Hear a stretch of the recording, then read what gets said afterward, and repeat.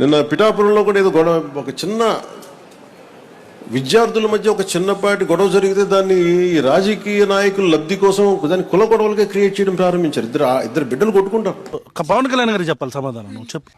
చేసింది అంతా రాజేష్ మాషాన వాడినకన్నా మమ్మల్ని అంటే దీంట్లో ఏదన్నా ఎవరన్నా వచ్చారా వైసీపీ కానీ టీడీపీ కానీ ఎవరన్నా వచ్చి మాతో చెప్పారా? అసలు దీంట్లో రాజకీయం ఏముందో నువ్వు చెప్పండి.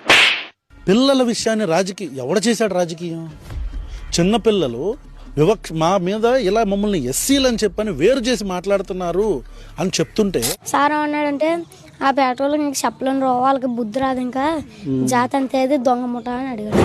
ప్రజెంట్ ఎస్సీ పిల్లలందరినీ బయటికి కంటేశారండి. ఎందుకు? అదే కదండి వివక్ష అంటే. ఓసీ పిల్లలు లోనికి వచ్చేబట్టి మమ్మల్ని బయటికి కంటే వాళ్ళకేముంటదని. అంటే ఈ పిల్లలకి రాజకీయం ఏముంటది? ఈ పిల్లలు రాజకీయంగా ఆలోచించేసి ఇప్పుడు deputy chief minister Pawan Kalyan garu నేను అనాపాలజెటిక్ సనాతని హిందూ అన్నారు కాబట్టి ఇప్పుడు ఆయన్ని అర్జెంటుగా మేము తొక్కేయాలి అని చెప్పని పిల్లలందరూ ప్లాన్ వేసేసుకొని బయటకు వచ్చి ధర్నా చేసి ఆ తల్లులందరూ ఎడుతున్నారని మీ ఫీలింగా?